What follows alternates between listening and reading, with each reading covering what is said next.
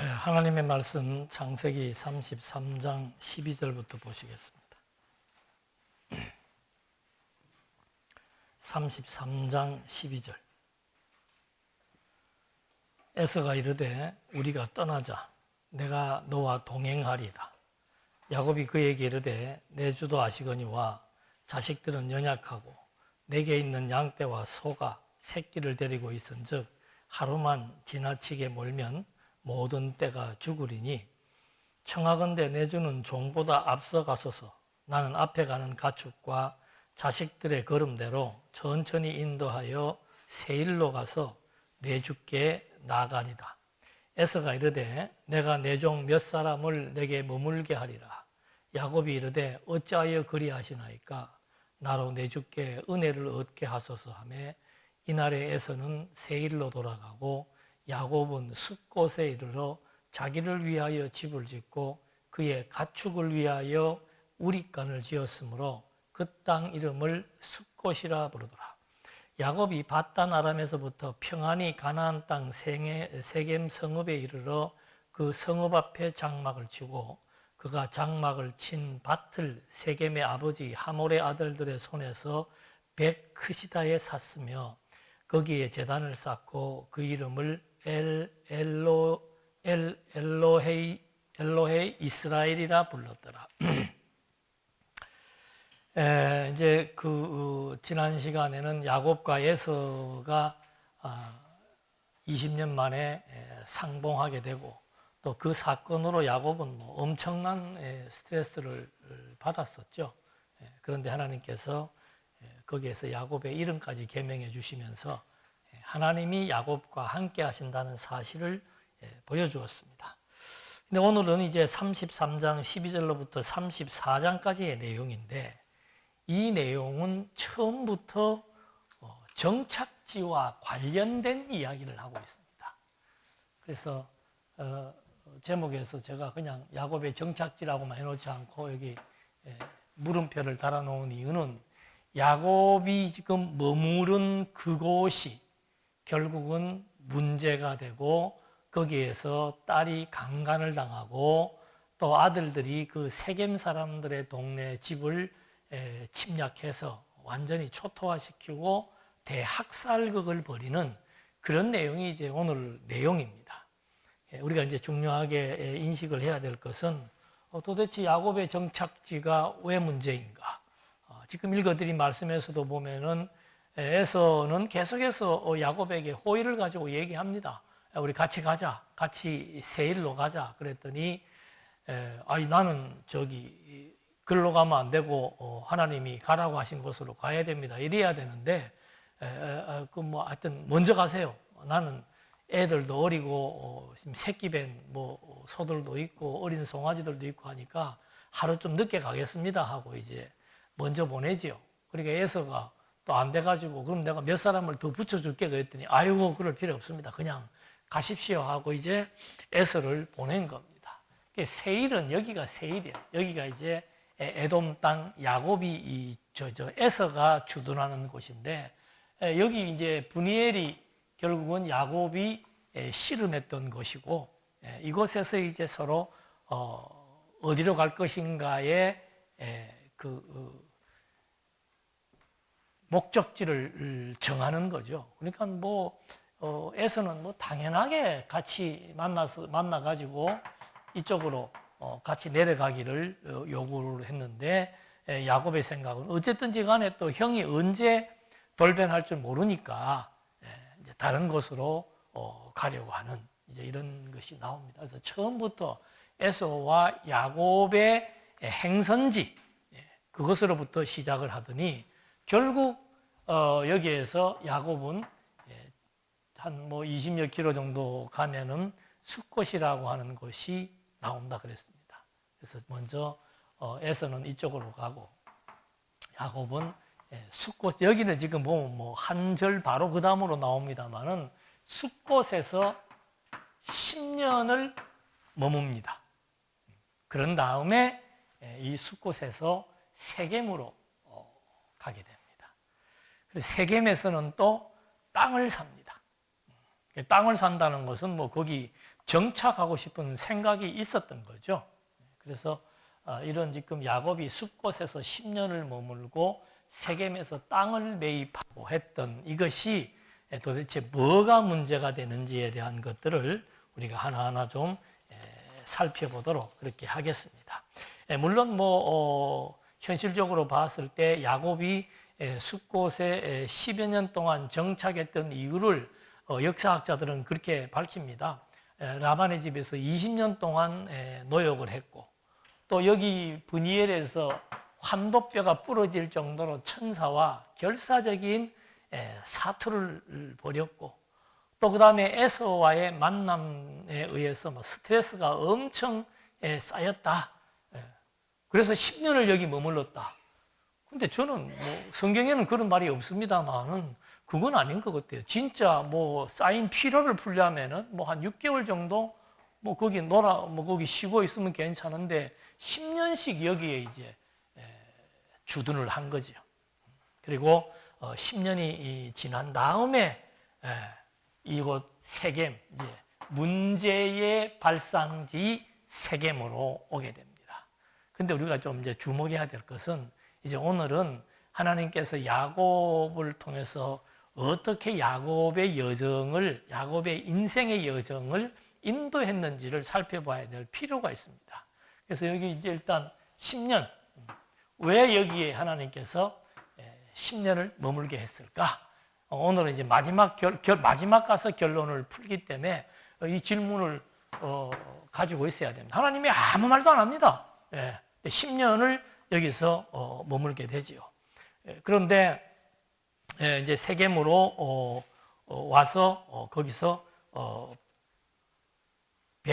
크시다. 그러면 이게 은으로 치는 그런 물량이라 그래요. 그래서 은 100개를 주고 땅을 샀다는 이제 그런 얘기가 나옵니다.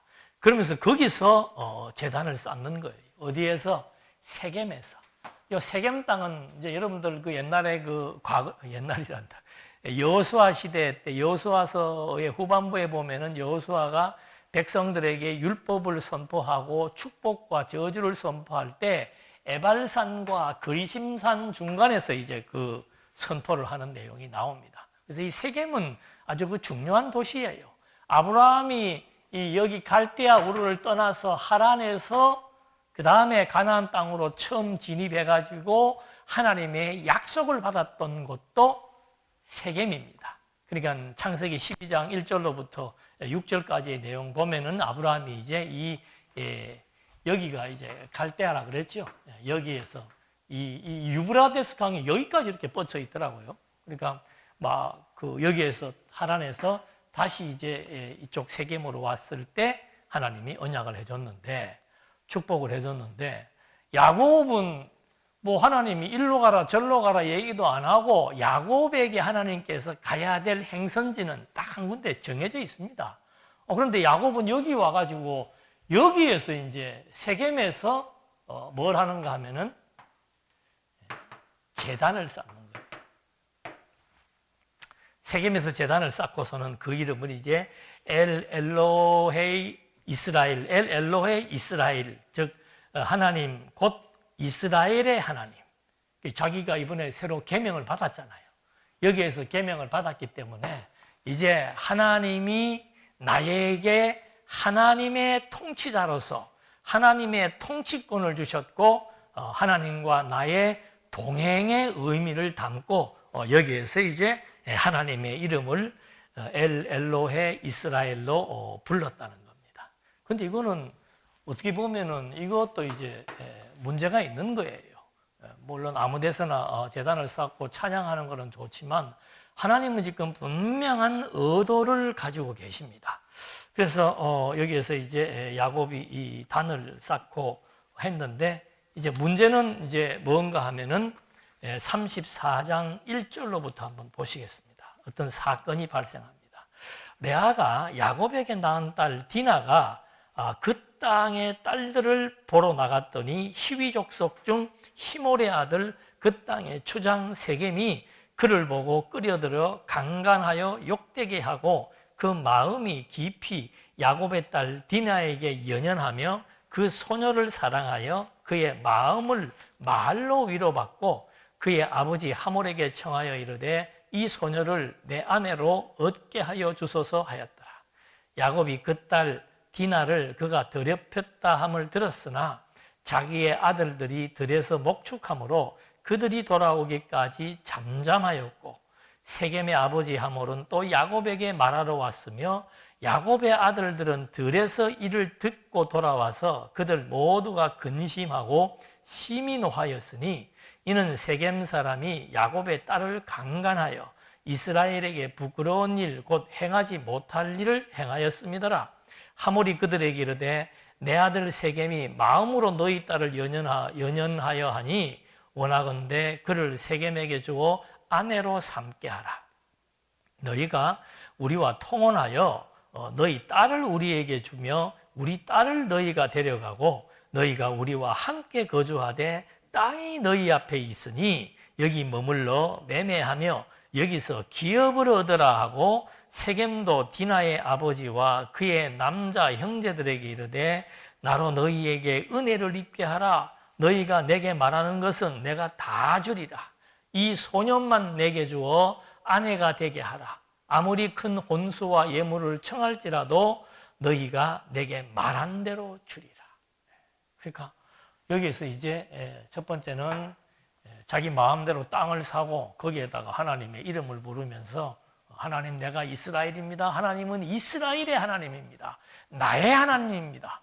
그런데 이거에 대한 확신이 있으면 야곱의 태도가 이제 이렇게 미지근하게 안 나오게 되어 있는데 하여튼 야곱은 계속해서 처음에 이삭으로부터 언약을 계승받기 위한 첫 단추부터 야곱은 계속해서 자기 계획, 모략, 속임 이렇게 지금 그의 성격들을 보여주고 있는데 세겜에서 제단을 쌓았는데 두 번째는 세겜에서 이제 레아에게서 얻은 딸 디나 그가 세겜의 영주 하몰입니다. 그 하몰의 아들 세겜은 지역 이름도 되고 사람 이름도 돼요. 하몰의 아들 세겜에 의해서 강간을 당하는 사건이 발생을 하죠. 근데 여기서 10년 동안 머문 이유는 이 디나가 몇 살인가 하면은 17살이에요. 여기서 10년을 머물지 않고 바로 넘어왔으면은 7살. 아무 문제도 생길 필요가 없죠. 근데 여기서 10년을 머물게 해서 이 디나가 17살이 되게 해서 지금 이게 다 누가 섭리해 나가는 거예요? 하나님이 지금 기가 막히게 야곱의 생각하고는 뭐 전혀 상관도 없습니다. 하나님께서 어떤 목적을 가지시고 지금 하나하나 단추를 깨어가고 있는 겁니다. 그래서 이 하몰은 함의 자손입니다. 야곱은 아브라함, 이삭, 야곱 그래서 셈의 자손이고 하몰은 함의 자손입니다. 그런데 함의 자손이 겁도 없이 이 셈의 자손의 딸을 강간을 했고 그 딸을 너무 내가 사랑하고 있으니까 그 딸을 달라. 그럼 당신들 땅도 여기 샀지 않았느냐. 그러니까 여기서 그냥 당신들 사업도 번창시키고 여기서 기업을 확장해서 우리 서로 딸 주고 받으면서 같이 삽시다. 어떻게 보면 좋은 제의지요. 그런데 그건 뭐 처음부터 해서는 안 될 일입니다. 왜 안 되는가? 하나님이 제일 싫어하시는 일이 혈통의 혼합입니다. 그래서 노아 시대에도 하나님의 아들들과 사람의 딸들이 혼인하는 문제로 인류를 다 파멸시켜 버렸습니다. 그런 것처럼 지금 이 함의 자손과 셈의 자손의 혼혈을 하나님은 허락하지 않는 거죠. 그 이유는 뭔가? 하나님의 사역은 선택적인 사역이기 때문에 하나님의 사역은 당신이 선택하고 지명하고 당신이 어떻게 쓰시고 어디에 살게 하는 것까지를 다 당신이 확정해 놓고 선택적인 확정 사역 그렇게 해서 섭리해 나가시기 때문에 사람들 마음대로 지금 이 시대에는 혼인을 할 수가 없었습니다. 그런데 야곱은 계속 어떻게 하고 있는 거예요? 잠잠하고 있는 겁니다.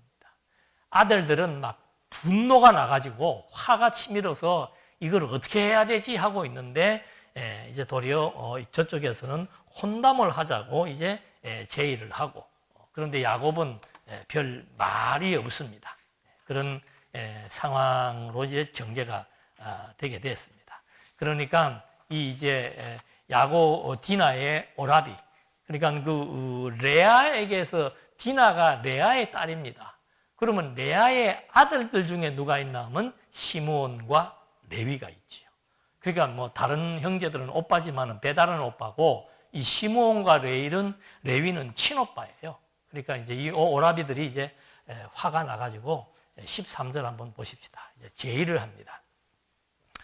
야곱의 아들들이 세겜과 그의 아버지 하몰에게 속여 대답하였으니 이는 세겜이 그 누이 디나를 더럽혔습니다. 야곱의 아들들이 그들에게 말하되 우리는 그리하지 못하겠노라. 당신들 혼인 얘기를 했는데 우리는 혼담에 조건이 있다. 그게 뭔가? 할례 받지 아니한 사람에게 우리 누이를 줄 수 없느니 이는 우리의 수치가 됨이니라. 다시 말하면 하나님께서 아브라함을 불러서 표징을 준 것이 뭔가 하면은 할례 언약입니다.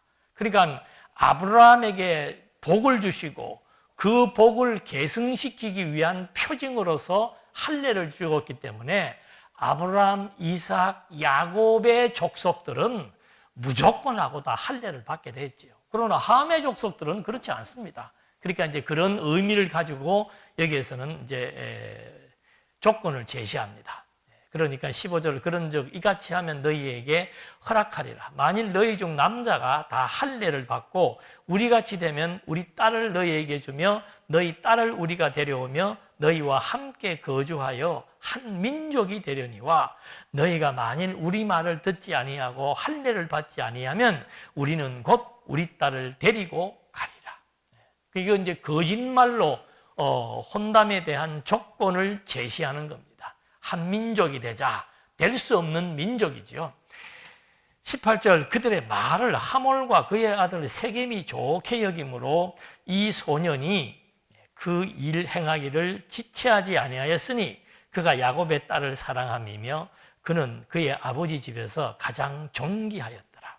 하몰과 그의 아들 세겜이 그들의 성읍문에 이르러 그들의 성읍 사람들에게 말하되 이 사람들은 우리와 친목하고 이 땅은 넓어 그들을 용납할 만하니 그들이 여기서 거주하며 매매하게 하고 우리가 그들의 딸들을 아내로 데려오고 우리 딸들도 그들에게 주자.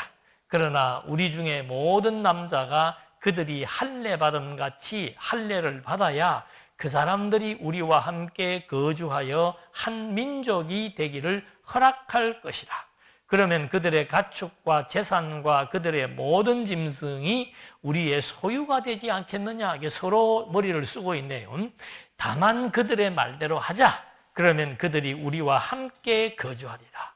성문으로 출입하는 모든 자가 하몰과 그의 아들 세겜의 말을 듣고 성문으로 출입하는 그 모든 남자가 할례를 받으니라. 그러니까 영주의 말을 들을 수밖에 없죠. 그 지역의 사람들은. 그래서 할례를 이제 받게 됩니다.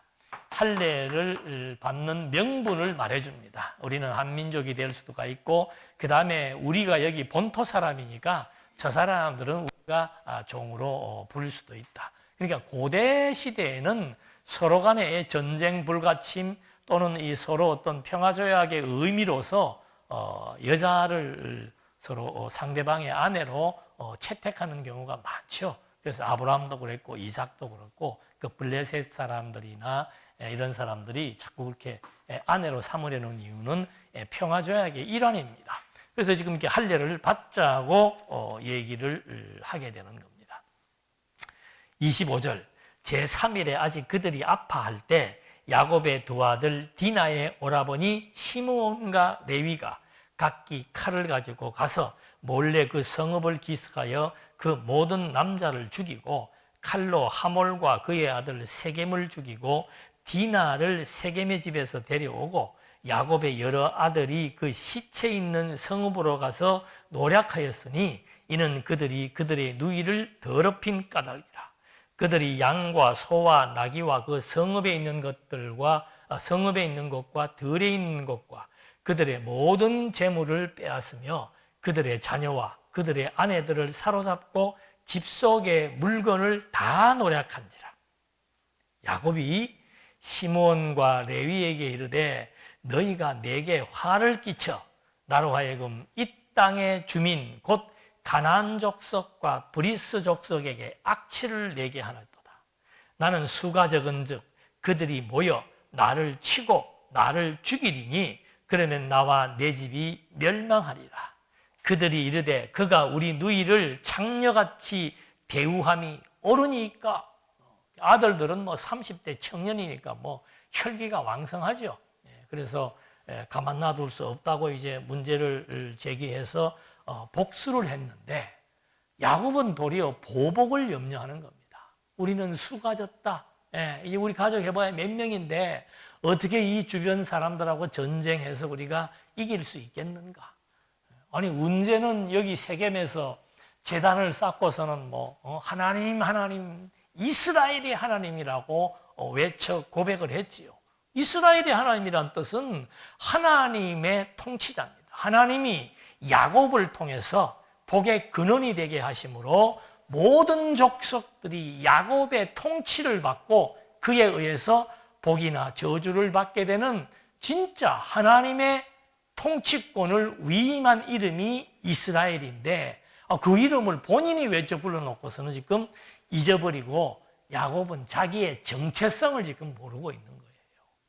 내가 누구인지를 모르고 있다 이 말입니다.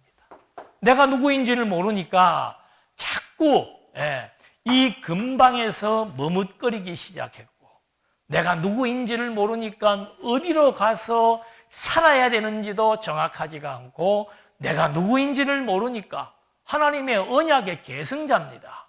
하나님의 복의 상속자예요. 그래서 이스라엘이라고 계명까지 시켜주었는데 내가 누군지를 모르는 거예요. 내가 누군지를. 자존감이 바닥으로 떨어져 버린 거죠. 그러니까 아들들은 아들들대로 도리를 한 겁니다. 그런데 아버지 야곱은 도리어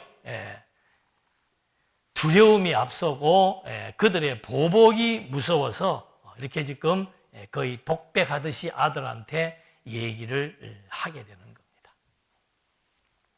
자, 이제 제가 처음에 정착지, 야곱의 행성지 또는 야곱의 목적지 이거를 처음에 화두로 던졌습니다. 도대체 야곱은 어디로 가야 되는가? 제일 먼저는 야곱은 누구인가? 그리고 왜 거기로 가야 되는가? 이 가장 중요한 근본을 잊어버린 거예요. 그러니까 이걸 알려면 이제 우리가 조금 그 야곱의 여정을 좀 살펴볼 필요가 있다 그랬죠. 제일 먼저 하나님께서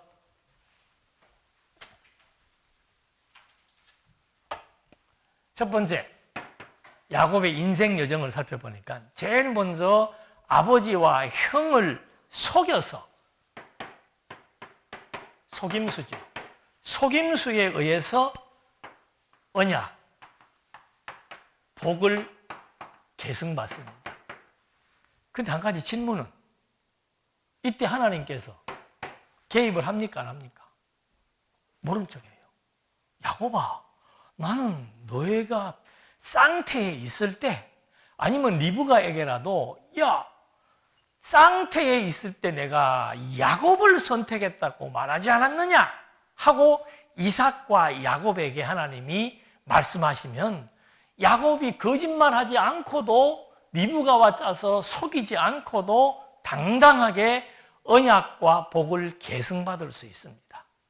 그런데 하나님께서 결국은 이 속임수를 통해서 언약을 계승시켰는데 왜 그랬을까요? 그게 이제 그 다음 사건으로 연결이 되는 거예요. 이 사건으로 말미암아 야곱은 이제 어디로 가는 겁니까? 라반의 집으로 피신을 가는 거예요. 그러니까 속임수가 없었으면 피신 갈 필요가 없지요.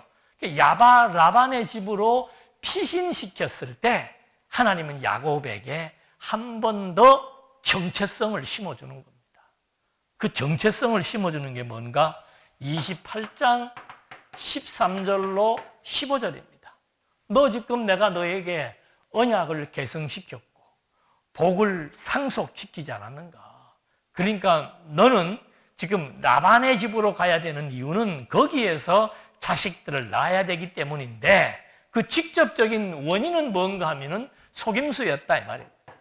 그런데 결국 이제 피신하는 과정에서 하나님이 야곱에게 나타나셔가지고 네가 누워있는 땅을 내가 줄 것이며 네 자손이 땅의 티끌처럼 많이 번성할 것이며 땅의 모든 족속이 너와 내 자손으로 말미암아 복을 받으리라.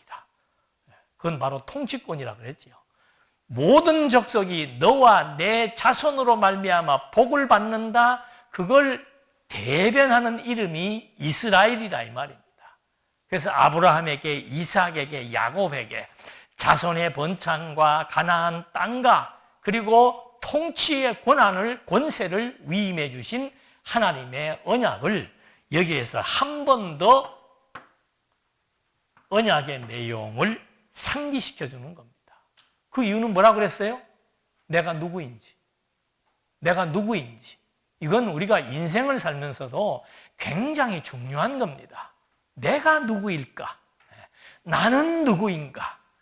물론 철학적으로, 심리학적으로, 생물학적으로, 사회학적으로 접근해서 점검을 해보면 여러 가지 신분과 여러 가지 일과 여러 가지 성격들에 의해서 나를 규정을 할 수가 있습니다. 그러나 가장 본질적인 규정은 나를 만드신 창조주 앞에 내가 섰을 때 내가 누구인지에 대한 정체성이 가장 정확한 거라고 말입니다. 그러니까 하나님께서 내가 누구인지를 밝혀주기 위해서 창조 이전부터 내가 너희들을 선택해서 너는 하나님의 아들이 되게 했다 이 말입니다. 너희들은 내 아들이다 이 말입니다. 그게 또 출애굽기에 또 나온다 그랬지요? 애굽의 노예 생활하고 탈출해 나왔을 때 내 아들, 내 장자, 내 백성이다. 그게 정체성입니다. 내가 누구지? 내가 비록 이 땅에 살면서 나그네와 같이 여러 가지 많은 위기와 어려움과 도탄 속에 빠질 때가 부지기수지요. 그런 상황 속에 사는 내가 과연 내가 노숙자처럼 여겨지는 나그네일까? 아니라 이 말입니다. 그래서 그 베드로가 그 성도들의 나그네처럼 불쌍하게 살아가는 성도들의 정체성을 너희는 성령에 의해서 거듭난 자들이고 그리스도로 말미암아 구속을 얻은 하나님의 성도라고 얘기해 주잖아요. 지금 가장 중요한 것을 지금 여기에서 얘기해 주는데 여기에서 두 가지의 크게 중요한 부분이 나타납니다. 야곱이 피신 갈 때 하나님의 언약과 야곱의 서원이 나타나는 거예요. 이 장소가 어딘가 하면은 베델이다 이 말입니다. 그러니까 숫곳도 아니에요. 숫곳에서 10년씩 머물 이유가 없어요. 세겜에서 제단을 쌓을 이유가 없습니다. 야곱은 지금 라반과 헤어졌고 에서와 헤어지면서 바로 어디로 와야 됩니까? 베델로 와야 되는 거죠. 왜? 베델에서 하나님이 언약을 하시면서 네가 어디로 가든지 무엇을 하든지 내가 항상 함께 할 것이며 너는 반드시란 말이 들어가요. 반드시 이 땅으로 돌아오게 될 것이라고 28장 13, 15에서 약속을 한 거라 이 말입니다. 이 약속 하나를 기억한다는 것은 내가 누구인지를 아는 겁니다. 그래서 당당할 수가 있는 겁니다. 숫자가 작아도 세겜 사람들보다 숫자가 작아도 이 주변에 살고 있는 여러 이방 족속들보다 가나안 원주민보다 숫자가 작아도 이게 두려워할 문제가 아니란 말이에요. 우주와 만물을 창조하시고 모든 만사를 섭리해 나가시는 하나님이 나를 너와 내 족속으로 말미암아 모든 족속들이 지금 복을 받는 진정한 통치자로 하나님이 세워주었다는 사실, 이게 가장 중요한 건데 여기에서 한번 그거를 더 확인시켜주고 나니까 야곱이 하나님 앞에 서원을 하는 겁니다. 알겠습니다, 하나님. 내가 지금 이 돌을 하나의 증표 삼아서 이 돌을 하나님의 전으로 삼겠습니다.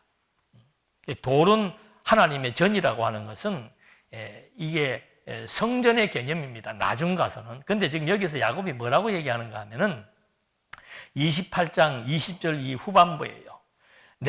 야곱이에요. 내가 평안히 아버지 집으로 돌아가게 하시오면 여호와께서 나의 하나님이 되실 것이요. 이거는 조건적으로 나와 있는 게 아니고 하나님이 나의 여호와가 되시면 내가 이 하나님의 약속대로 반드시 내 아버지 집으로 돌아갈 것입니다. 그렇게 될 때 나는 하나님의 전, 이 돌을 하나님의 전으로 삼겠습니다.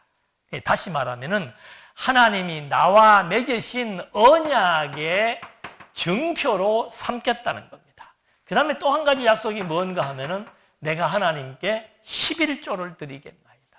왜 11조를 드리는가? 11조는 아브라함 때부터 드리기 시작한 거예요. 왜 드렸는가? 지금 야곱이 외삼촌 라반의 집에 있으면서 자손들과 재산이 엄청나게 번창했지요. 근데 이미 하나님이 그 약속을 해준 겁니다. 그러니까 그 약속대로 내가 자손과 재산이 번창해서 바로 여기로 돌아오게 된다면은 이 모든 것은 그 말입니다. 내가 보유한, 내가 소유한 모든 재산은 하나님의 것입니다. 그런 의미에서 11조를 드리겠다고 얘기를 한 거예요. 그러니까 여기에서는 이제 야곱과 하나님과 진정성 있는 대화가 됐죠. 예, 하나님이 그 피난길에 위축되어 있는 야곱에게 나타나셔가지고 너 위축되지 마. 네가 누군지 알겠느냐? 너는 바로 언약의 계승자, 복의 상속자. 내가 아무에게도 이런 식으로 언약하지 않았다. 아브라함, 이삭, 그리고 바로 너야. 이걸 딱 확실하게 심어주니까 야곱이 맞습니다. 하나님 제발 내가 라반의 집에 가서 돌아올 때까지 나와 함께 하셔서 나를 번창하고 정말 재산이 엄청나게 증식되는 복의 근원으로서의 위상을 가지고 돌아올 수 있다면은 나는 이 돌을 하나님의 전의 증표로 삼고 하나님 앞에 11조를 드리겠나이다. 나의 모든 것이 하나님의 약속대로 되었으므로 내가 저렇게 하겠습니다라고 약속을 하는 거예요. 그런데 진짜 야곱이 외삼촌 라반의 집에서 20년을 봉사하잖아요. 지난번 얘기 드렸죠. 20년을 봉사하게 하신 이유는 뭔가? 20년 동안 자손들을 11남 1녀를 놓게 되었습니다. 그리고 이들이 벌써 청년이 되기까지의 기간이 필요한 거죠. 왜? 여기 세겜 사건을 미리 준비하시고 미리 계획하신 하나님이기 때문에. 어린애들 갓나 가지고 바로 가봐야 이런 큰 사고 나면 뭐 다 전멸할 수밖에 없죠. 그런데 하나님께서 20년 동안 1남, 11남 1녀를 놓고 양떼를 통해서 재산이 증식되게 하시는 하나님의 섭리 역사. 그리고 이제 야곱은 그 다음에 라반의 추적을 받습니다. 라반의 추적을 받아요. 왜 라반의 추적을 받는가? 이 라반의 추적을 받는 과정상에 있어서 하나님이 라반의 집을 떠날 때 뭐라고 약속했습니까? 내 조상의 땅, 딱 명시해 주지요. 장소, 행선지. 너 이제 라반의 집에서 소기의 목적을 달성했으니까 너는 어디로 가라? 내 조상의 땅. 목적지, 행선지, 장소를 정확하게 명시해 줍니다. 그리고는 내 족속에게로 뭐 해라? 돌아가라. 그 다음에 양떼가 번성되어 가지고 자기 아내들에게 같이 동행을 요구하기 위해서 야곱이 아내를 설득할 때도 하나님이 나타나셔서 나는 베델의 하나님이다. 이거예요. 나는 베델의 하나님이다. 그렇게 얘기하시면서 네가 거기에서 기둥에 기름을 붓고 거기서 내게 서원하였으니 이 말을 하십니다. 네가 베델에서 나에게 서원하지 않았는가? 여기에 31장 13절에 나와요. 자, 이 말은 뭡니까? 네가 베델에서 내가 너에게 언약에 대한 확신을 심어주고 너의 정체성이 무엇인지를 확인시켜 주었을 때 너는 나에게 서원하지 않았느냐? 그러니까 지금 일어나서 내 출생지로 돌아가라. 돌아가라 소리가 2번 나와요. 내 조상의 땅, 내 출생지, 야곱의 출생지는 브엘세바입니다. 야곱이 서원해서 단을 쌓기로 약속했던 것은 베델입니다. 그러니까 야곱은 지금 여기에서 건너와가지고는 이렇게 내려와서 제단을 쌓으려면 어디서 쌓아야 돼요? 베델에서 쌓아야 되는 거예요. 왜? 거기에 하나님이 약속한 곳이고 거기에 야곱이 하나님이 정말 약속대로 성취하시는 여호와이심에 대한 서원을 한 것이기 때문에 글로 와도록 하나님께서 말씀을 해주신 겁니다. 그리고 이제 에서와의 만남에서 야곱은 엄청난 스트레스를 받게 되죠. 그 스트레스를 받는 이유는 뭔가 하면은 자기 스스로 위기를 모면하기 위해서 엄청난 계획과 잔수, 속임수를 쓰기도 하고 모략을 꾸미기도 한다 이 말입니다. 그 이유는 뭐예요? 야곱이 도대체 왜 그러는 겁니까? 이 베델의 하나님을 잊어버린 겁니다. 하나님께서 야곱에게 지어준 이름, 이제 그게 바로 그 다음에 나옵니다. 6번째, 브니엘에서 하나님께서 야곱의 이름을 이스라엘이라고 명명해 주는 거죠. 야곱이란 말은 속임수예요. 욕심 많은 놈, 욕심을 이루기 위해서 남을 속이는 친구, 그런 이름에서 이제는 당당히 하나님의 통치 권세를 위임받은 이스라엘. 그래서 이스라엘 민족의 이름을 하나님은 나중에 12아들에 의해서 형성된 백성의 이름을 이스라엘이라고 하나님께서 민족의 명칭이요 국가의 칭호를 이스라엘이라고 해주신다 이 말입니다.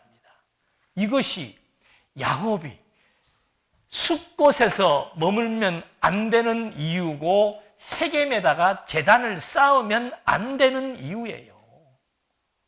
그러면 세겜에서 제단을 쌓고 땅을 매입해서 거기에 살려고 정착하려고 했는데 디나의 강간 사건이 발생한 거라 이 말입니다. 왜 그 사건이 발생했을까요? 그게 이제 35장에 전개되기 시작하는 거죠. 1절만 읽어드릴게요. 이런 상황 속에서 하나님이 야곱에게 이르시되 일어나 베델로 올라가서 거기 거주하며 내가 내 형 에서의 낯을 피하여 도망하던 때 내게 나타났던 하나님께 거기서 제단을 쌓으라 하신지라. 한마디로 끝난 거예요. 하나님이 야곱에게 왜 이런 섭리를 하셨는가?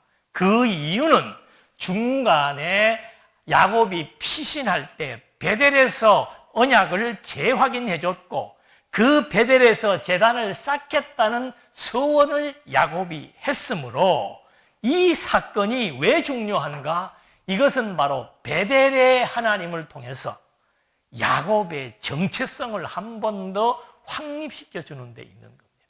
베델의 하나님, 아브라함과 이삭에게 약속했던 그 약속을 야곱에게도 약속하셨고 야곱에게 약속하신 그 하나님께서 야곱의 이 험악한 인생의 여정 속에서도 끝까지 야곱과 함께 하시면서 야곱을 결국 베델에 가야 되는 이유를 밝혀주시며 야곱이 하나님 앞에서 내가 누구인지를 정확히 분석할 수 있도록 왜 야곱은 베델로 가서 제단을 쌓아야 되고 왜 야곱은 출생지 브엘세바로 가야 되는가? 이것이 하나님의 언약의 장소이기 때문에 그렇다 이 말입니다. 그래서 하나님의 약속은 영불변합니다. 하나님의 약속이 얼만큼 절대적인지를 알게 하기 위해서 하나님의 약속을 안다라고 하는 것은 하나님이 어떤 분이신지 그분의 존재를 확증하는 것과 똑같은 거예요. 하나님의 존재를 믿지 못하는데 그분이 나를 평가하고 나를 인정해주는 나의 정체성을 어떻게 확립할 수가 있습니까? 성도들의 자존감이라고 하는 것은 노 교수, 다 아실 거예요. 101세가 되신 노 교수 김영석 교수님이 한번 어디 포털에 올라온 걸 보니까 그런 얘기를 해요. 행복은 어떤 사람들이 행복한가? 뭐 여러 가지 말을 해놨는데 내가 누구인지를 알면서 살아가는 사람, 행복한 사람이다. 지금 우리 성도들에게 주어질 가장 중요한 것은 뭔가? 우리는 입으로 그냥 하나님을 예사로 얘기를 해요. 근데 하나님이 정말로 살아계신지, 그리고 그분이 어떠한 분이신지에 대한 확신이 없이는 그분이 나하고 맺은 관계에 대해서도 확신이 안 생기게 되고, 그 확신이 없으니까 내가 누구인지에 대해서 이 세상에 던져놓으니까 이리 치이고 저리 치이고, 조금 더 내 생각대로 일이 잘 되면은 자고해지기 시작을 하고, 또 조금 어려움과 위기를 만나게 되면은 나는 왜 이럴까 자괴감에 빠지게 되고, 그럴 때 가장 중요한 것은 뭔가? 그 늪에서 헤어날 수 있는 가장 중요한 것은 딱 두 가지입니다. 하나님은 살아계신다. 그분 앞에서 나는 창세전부터 당신이 나를 아들 삼는 것 자체를 기뻐하셔서 당신의 자녀로 교회의 성도로 삼아주었다는 이 절대적인 가치, 이것이 오늘 위기 가운데서 우리를 살아가게 하시는 하나님의 섭리의 의미인 것을, 어디로 움직이는 장소 내 맘대로 선정하고 내 맘대로 결정하고 내 맘대로 움직이는 것이 아니고 야곱의 인생의 여정처럼 그때 하나님이 좋은 일이든 나쁜 일이든 왜 나에게 그런 일들을 겪게 했을까? 최종적인 결론은 하나밖에 없습니다.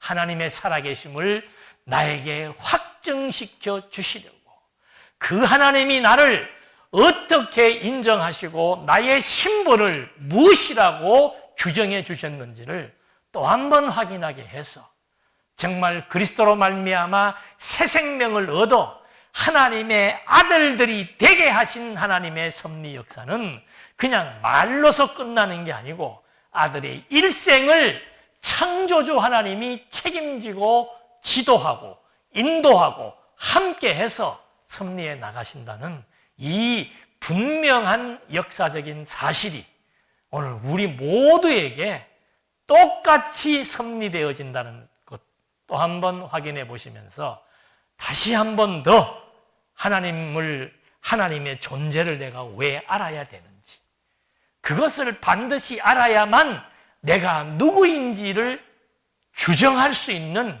근간이 된다는 사실, 내가 어떤 존재인지가 확정이 되어야만 이 힘들고 험한 세상 살면서 좌절하거나 실망하기보다는 당당하게, 그리고 용기 있게, 그리고 늘 하나님 앞에서 멋있고 아름다운 인생 살 수 있다는 거 또 한 번 확인해 본 것입니다. 기도하시겠습니다.